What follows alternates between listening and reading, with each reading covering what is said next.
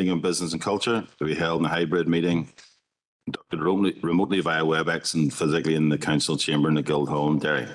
So if I take the roll call, Alderman Cook. Here. Alderman McCready. Alderman Middleton. Here. Councillor Barr. Here. Thank you. Councillor Cusack. Here. Councillor Farrell. Here. Councillor Fleming. Shaw. Councillor Gallagher. Shaw. Councillor Hart. And Shaw. Councillor Hutton. Councillor McGowan. Councillor McHugh. And Shaw. Councillor O'Farrell. And Shaw. And Councillor O'Neillis. Sure. Thank you. Broadcast statement. I'd like to remind everyone present that this meeting will be broadcast live to the internet and will be capable of repeated viewing. This webcast may be terminated or suspended in accordance with our protocol. If you are seated in the lower public seating media areas, it is possible that recording cameras will capture your image, and this will result in the possibility that your image will become part of the broadcast. This may infringe your human and data protection rights, and if you wish to avoid this, you should move to the upper public gallery. Thank you.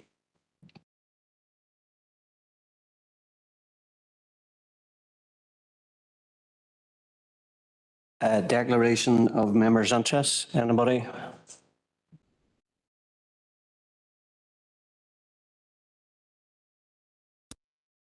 So, chairperson's business. I'd just like to welcome everybody to the meeting today and hope everybody's refreshed. All right, Chair, I'm on the board of the Peace Plus. Thank you.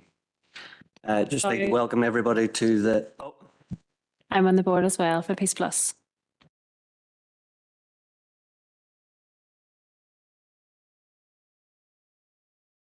Everybody? Jump the gun there. Okay, so I'd like to welcome everybody and I hope everybody had a relaxing break and are refreshed after your holidays. I have three pieces of chair's business that I want to bring. The first is I'd like to ask council officers to explore the possibility of celebrating the 4th of July events in Strabane. Strabane has a rich heritage with its connection with America, in particular with John Dunlop, which was responsible for the printing of the Declaration of Independence. Now, I know understand in the current climate with budgetary constraints and cutbacks, I would like, if possible, that there's no cost to the ratepayer, if possible, and for council officers to explore through various channels, working with Strabane Bid, the National Trust, and the museums, and also possible business sponsorship. I know there's a number of American companies in the region, so maybe we could pull in something like that. So I'm basically asking for council officers to explore some avenues in this regard. I don't know if anybody wants to come in on that particular point. Aileen, do you want to? Just to say, happy to explore that and bring back a report to a future meeting. Thank you, Aileen. Anybody else want to? Chair, do you need a seconder for that? Yeah, well, I can I'm happy to second it. Obviously, we've got a very rich Irish and British diaspora in the States. And even at the weekend there was a lot of tourists, and I had the pleasure of meeting a few and speaking to them. And they were absolutely overwhelmed with Derry and the places they had visited within the country, the friendliness and the history and the difficult political situation as well too. They had a great sort of interest in that as well too. So I think it's only right that we tap into that, especially when it comes to looking for investment and increasing our tourism capacity, that we do, celebrate the 4th of July. And as you rightly said, the relationship that we have with the States. So happy to support that and second it. But with the addition that it doesn't come as a burden to the ratepayer, and I'm sure by the rates set next year we'll know what position we're in. Thank you. Yeah, thank you, Councillor Cusack. Anybody else want to come in? Okay, I'll move on to the, Chair Councillor Donnelly online. oh, sorry, go ahead. Chair, look, I think that whilst a lot of people will celebrate the 4th of July, I think there's another angle to the 4th of July, and it's the effect that, that people from Europe and others had on the indigenous, the First Nation people of what is now the US, and the genocide that was acted out against them. So whilst there is a lot of people who would see it as a positive thing, that there is also the effect that if, of what can only be described as a genocide towards those who are First Nations, and I think that should be remembered too. Thank you. Thank you, Councillor Donnelly. Actually, when I was away on my Camino walking holiday, I met a Native American, and actually explained or told her the story about during the famine, and the Choctaw tribe sent over money in support of that. So thank you.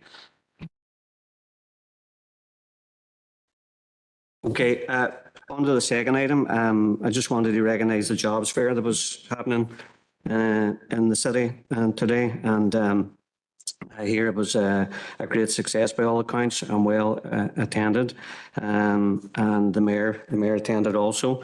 So I'd just like to congratulate all those involved in that. And on a side note of that, the Economic Investment Conference that's happening in Belfast, and the council's represented again by Patricia, our mayor.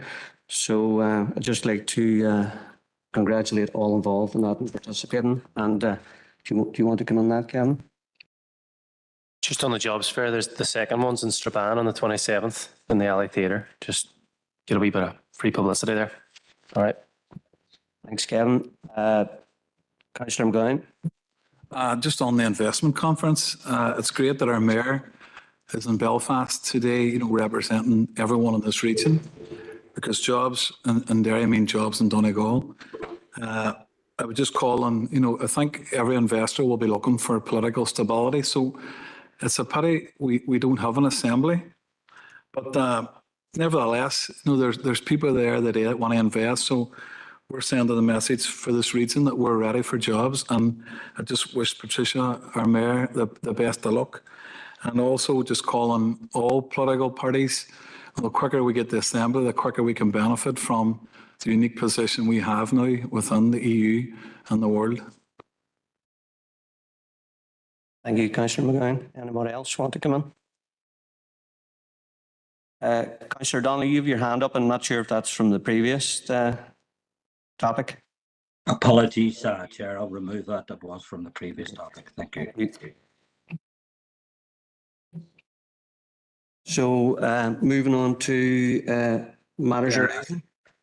Sorry, Chair, I have my name in the box there. You probably didn't see it. Sorry, go ahead, Alderman Guy. Thanks, Chair. No, I'd just like to point out that my colleague, Alderman McCready, isn't able to make the meeting today because he is also at the investment conference up in Belfast, continuing on work that he done when different groups were out in America during St. Patrick's Day. He's following up on that, trying to bring employment and businesses to the Northwest. I think, as I said before, it can benefit us all. But just to like to point out that, Chair, thank you for the time there. Thank you, Alderman Guy. Yeah, I saw his apologies and that he was attending the conference. Yeah. So moving on to item 6, matters arising from the open minutes of the Business and Culture Committee held on the 18th of July, pages 3 to 16. Has anybody, Councillor Farrell? Yeah, thanks, Chair. I've got 2 items I wish to raise. The first is BC 97. We had a discussion about the 10X economic strategy, and I would just like to thank Kevin and the team at Council for producing a comprehensive and very detailed submission We've made a clear and concise case for a sub-regional approach to the economy and sub-regional investment, because we need to get away from this east-west divide, and we need to get away from the divide between Belfast and basically everywhere else. So I hope they listen, and I hope they act, because what we need to see are more jobs, better jobs, and higher wages across this city and district. So thank you, Kevin, and whoever else was involved in that submission. It was a really, really worthwhile piece of work. The second item is BC 102, where we had a discussion about the arts and culture update report.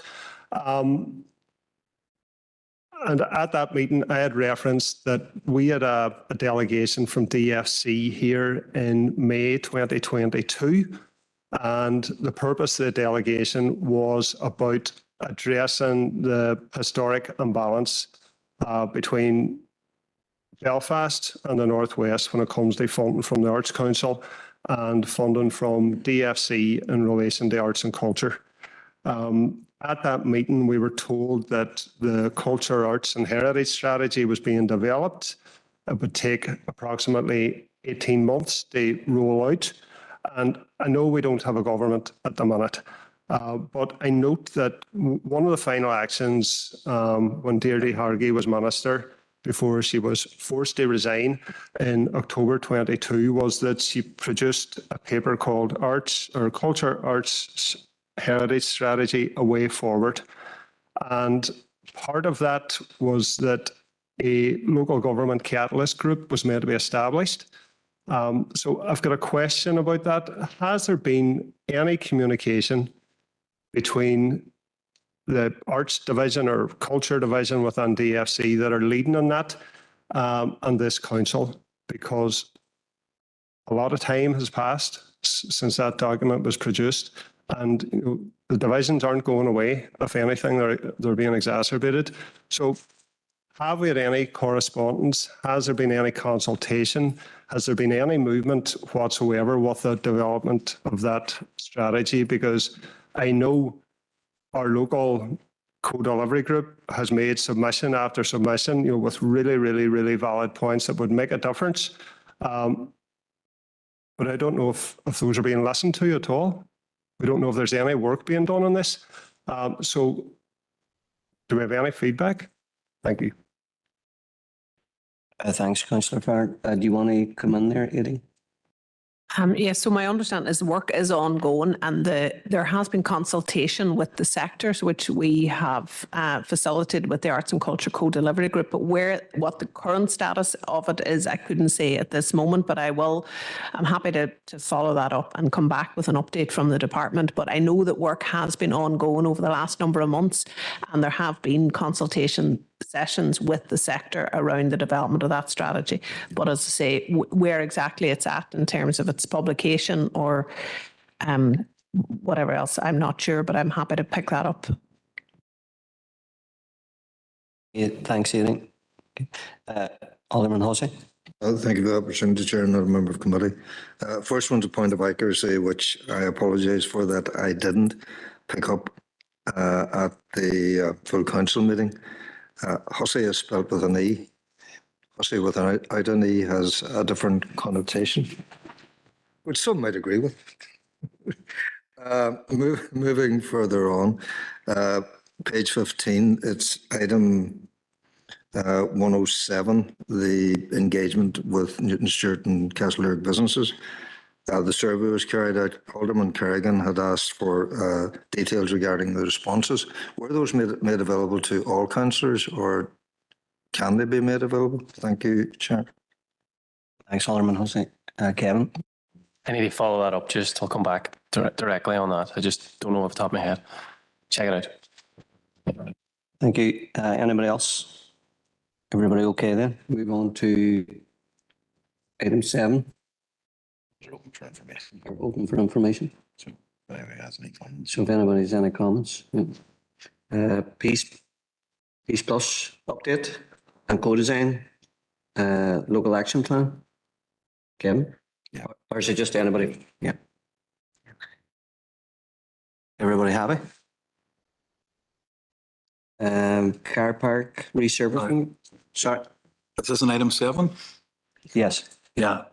No, I just want to commend. I mean, just looking through it, you can't be struck by the amount of work and effort that's been done, listening and engaging and identifying areas which need support. So it looks great, and I think as a party we're very happy with the approach of the council team, and we just want to commend them on that because it's an impressive piece of work.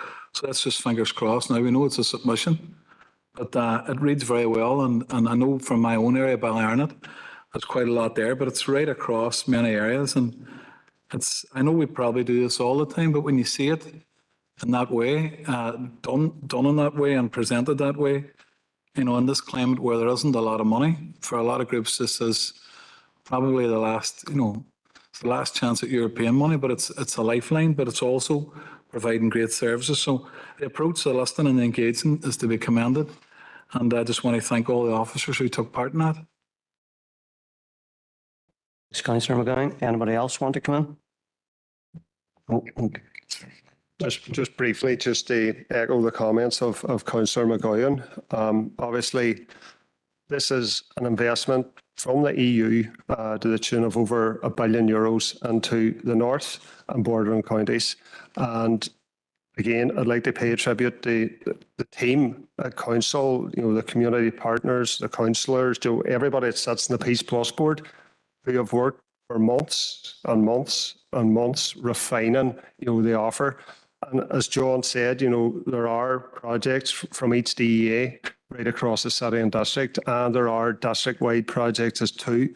So let's hope they're successful. So it presents a massive, massive opportunity for the city and district, and it's a really, really ambitious proposal. So happy to support on behalf of the SLP. Thanks, Councillor Farr. Anybody else? Alderman Hussey. I'd like others just to congratulate the Peace Plus board on the work that they have done and all that have been involved in it. Look forward to the fruition of all of their plans going forward and hope that they match the ambition. Thank you, Alderman Hussey. Anybody else? No. Item 8, car park resurfacing update. Councillor Fleming. I'd like to thank officers for their report. On the one hand, I am happy to see the council have engaged robustly with local stakeholders, consulting with them around any concerns they may have. I know that a couple of business owners have been in contact with me around their concerns around accessibility, barriers and whatnot, around the car park in Clotty. So happy to see that consultations have been had and are ongoing. That being said, I am a little worried that perhaps there's been a bit of a missed opportunity around future-proofing our car parks by installing charge ports for electric vehicles as part of the resurfacing. So maybe that was considered, maybe it wasn't. Was that considered at all as part of the resurfacing work?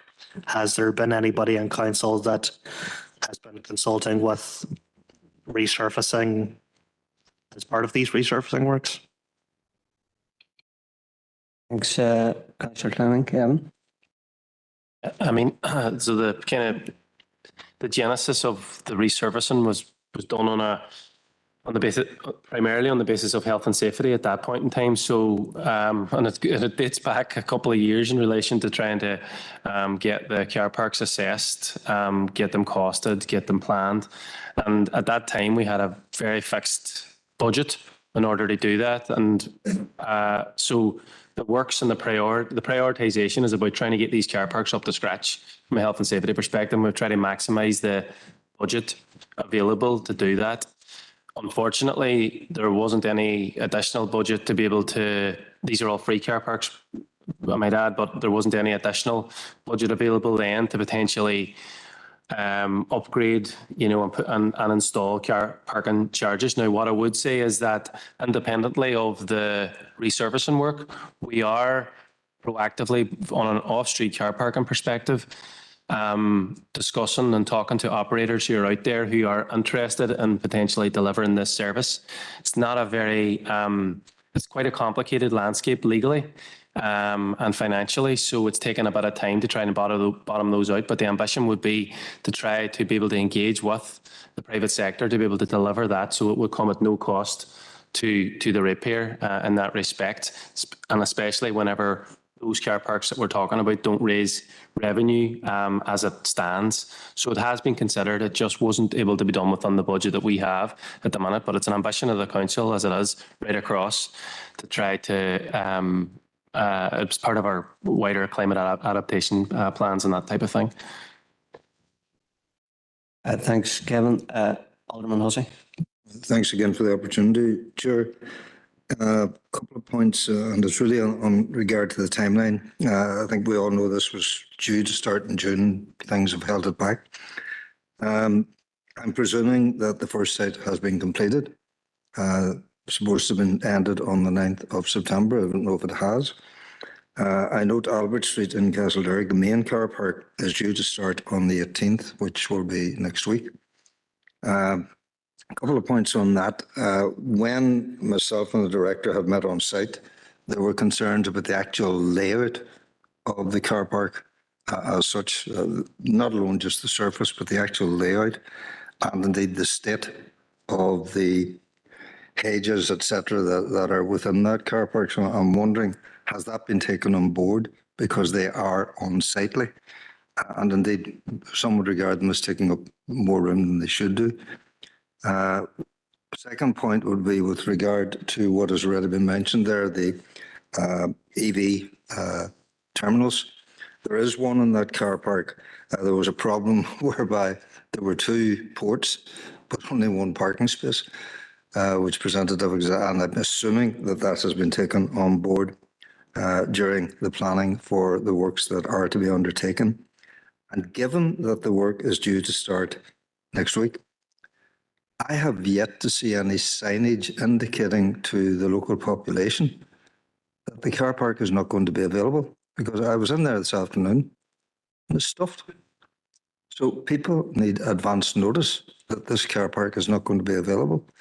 The other thing is that the surgery is in that car park, and my understanding is they'll be starting COVID vaccinations shortly. So people need to know in advance that that car park is not available or will not be available. The road around it is not the car park, which is not a council responsibility to the best of my knowledge.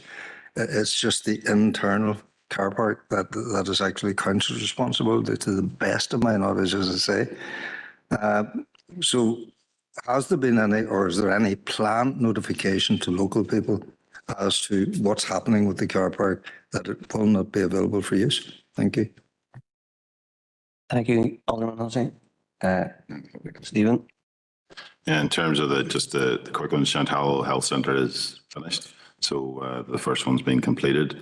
What I do know is in that one, and I'll double check in terms of consultation, the contractor actually worked through the night to make sure the surgery in Chantal wasn't affected. So I'd be very surprised if there hasn't been similar efforts to make sure that people know and people are aware and it doesn't affect people, but it has to be resurfaced.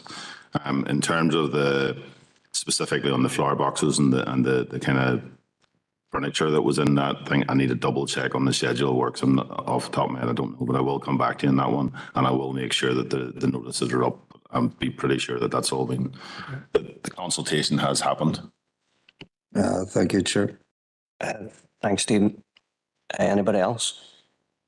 Councillor Farr. Thanks, Chair, and thanks, Kevin, for the report. I just want to comment very briefly. We've had this discussion about Chantal Car Park and the other 3 car parks that are on the schedule for a significant length of time, and I just want to put on record that I am thankful, as are the service users at Chantal Health Centre, Sure Start, St Bridget's and Cairn Hall, that it's finally resurfaced. So that's very good news, and it's good that we have a timeline for the 3 remaining car parks. Thank you. Thank you, Councillor Farr. Anyone else? And move on to Smart Village Network Project, Peace Plus bid. Anybody want to come in on that? Commissioner Fleming. Once again, I thank officers for the report. Certainly glad to see hopefully €7 million coming into this council area in the service of improving digital infrastructure for our rural communities. I see there that there is a pre-application workshops running from the 19th to the 20th. It is my intention to attend one of these pre-application workshops. I have inquired about this project a few times now at council, and I'm certainly interested in seeing where it goes. And once again, I'm glad to see the council are engaging with local communities and local stakeholders to put together a wider council application that will hopefully be stronger than the sum of its parts. So I'm very glad to see it. Thank you. Thank you, Councillor Fleming. Anyone else? Councillor Hussey. Very briefly, just to note, I know the big announcement was yesterday, but just to remind everyone that the bulk of finance of Peace Plus is coming from our United Kingdom government. I think people have to be aware of that. Thank you, Alderman Hussey. Okay, move on to the next point. Item 10, Northwest US Trade Mission. Anybody want to come in that? Commissioner McGowan. Again, it's a very detailed report. Something we asked for before. It's a really good report. And it's great that it's not costing any repairs money. As a party, we want to see more of this type of activity. I think that selling this region, the Northwest region, is the way forward. Investors look for some critical mass, and I think if you're adding Derry, Tyrone and Donegal together, it's a much easier sell, and Kevin and his team will know that. So it's a good report. We just feel that in this mandate, we want to be challenged and invest in and others to ensure that this region is sold as a region. It makes sense. And it's what we're all about is trying to get investment and jobs into this area. Again, we just wish that delegate, I know it's not until November, but hopefully we'll have the political stability, because the first question you will be asked is, I'm asked it all the time by groups that I bring here, is what's a government? What's it like? Is it back and up and running? So hopefully we'll have a government then, but no, we're happy. Very good detail. It's not costing us any money. It's coming out of that fund, and it's selling this region as one region, and that's three things that Sinn Féin fully support. Thank you, Councillor McGowan. Anyone else? No. Councillor Farr. Thanks. Chair, I know nobody has spoken on it. I have no objection to the outcome here. From the start, we said that we should be represented in trade delegations to Philadelphia, to Boston. We should be making the case for investment in the Northwest Ireland, and that case has not changed whatsoever. We have no issue with this being funded through the Northwest Development Fund, but I've got a question about the process around that. This is open for information. It's not a decision. How was that decision reached? Is the Northwest Development Fund's operating budget, how that decides whether it's going to spend money, is that done through the Northwest Regional Group, which I sat on, and it wasn't discussed at the last meeting? So it didn't get board approval as such. So I'm just asking, is there sort of like delegated authority through the summer?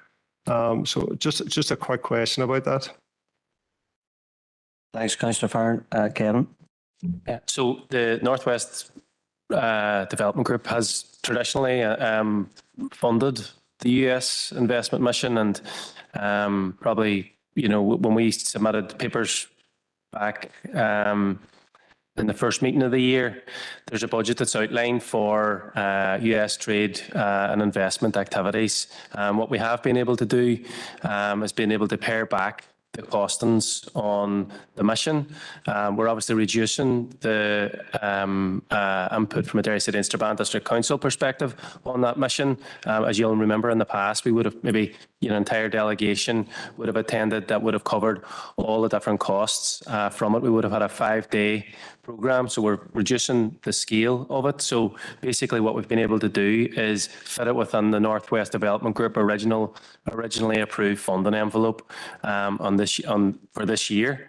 And then in the following years then, when we maybe look at what we're doing going forward, hopefully with wider participation from stakeholders and that type of thing, we put on a specific paper in that regard.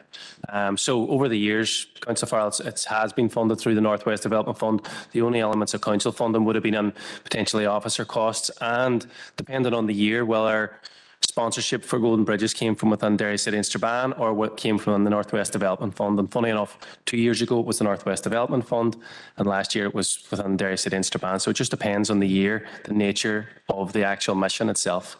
So it actually was already, the budget was already approved in previous meetings for that. So we're just cutting our cloth accordingly. Thank you, Kevin. Alderman Hussey. Kevin's already said it. I just wanted to say, as chair of the Northwest Development Group, finishing this month later, that was something that was determined earlier in the remit of the group. So it was. Thank you. Thank you, Alderman Hussey. Anyone else want to come in? Councillor McGowan.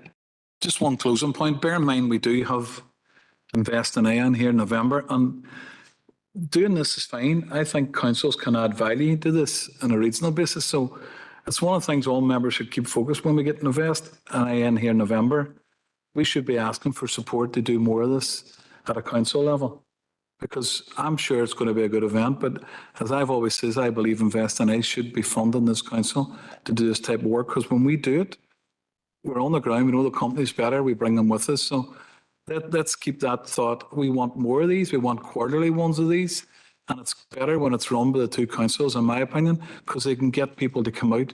And we only have to get lucky once with a bit of investment. So I think that's one of the things I'll be certainly challenge Invest in A in November. You know, we can bring value, you bring some funding, and we'll do this together.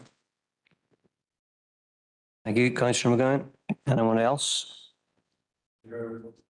Briefly, and I suppose I'm wearing my hat as chair of the Northwest Development Group, totally support what has been said. And I think Invest and I have to realise that what they're actually doing is pump priming. And they're pump priming with a willing source locally that will come in and boost tremendously the work that they would want to be done and the work that we want done. Thank you, Chair. Thank you, Alderman Hussey. Move on to item 11, Halloween update. Erin, you want to come in on that? Yeah, so thank you, Chair. Members, this report is for information and just sets out the detail of the Halloween festival. So I wasn't planning to, for information, I wasn't planning to go through it in detail, but I just wanted to give you a little piece of information that the confirmation of which came too late to include it in the report. But that is a little bit of good news in that as part of the Smart Derry Strabane project, BT have confirmed that they are willing to do a proof of concept demonstration of a drone display, so a dazzling Halloween themed drone display on between the parade and fireworks in the city here on Halloween night. This will be used as evidence to support the development of the OBC for the Smart Derry Strabane City Deal programme.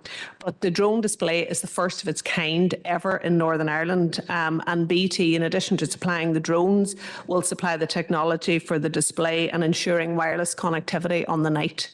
So we will be hopefully announcing that publicly in the next couple of days, but I just wanted to give that update. We'd hope to include it in the report, but it's a very exciting project and exciting for us to be able to host that drone display as part of the Halloween festivities on the 31st of October.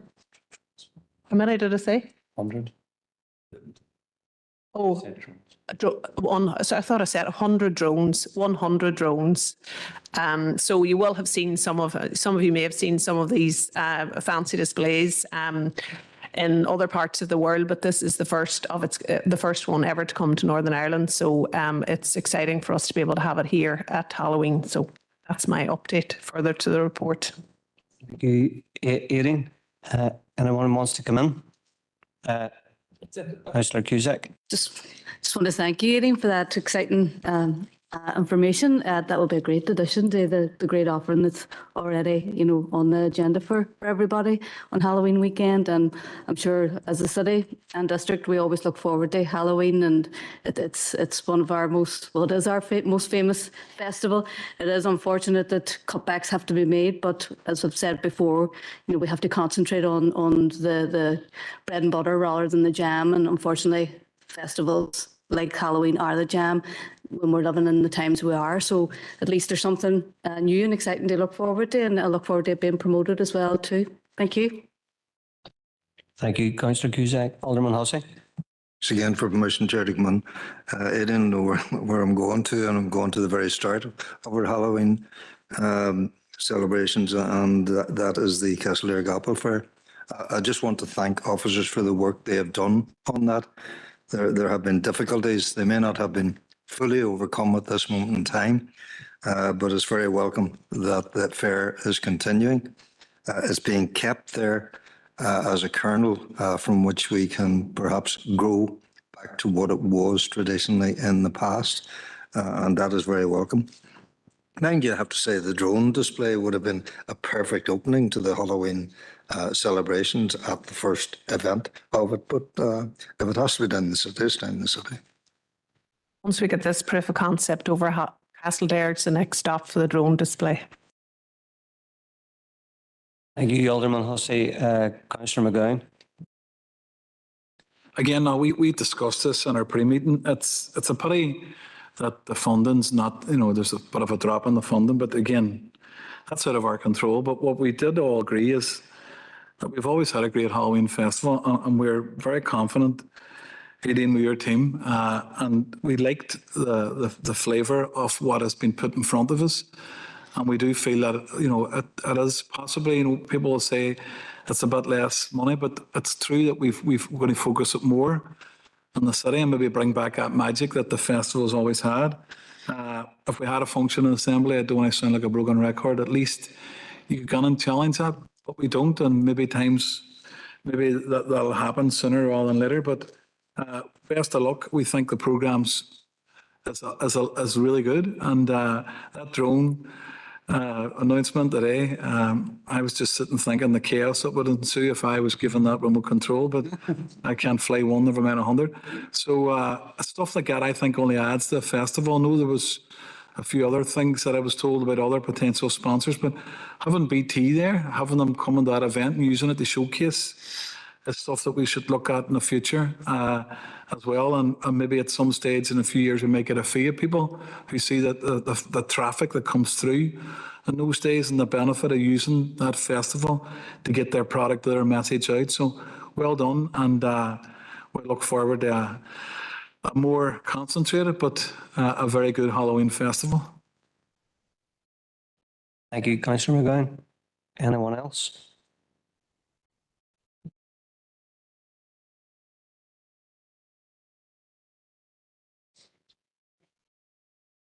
So we moving into confidential business now.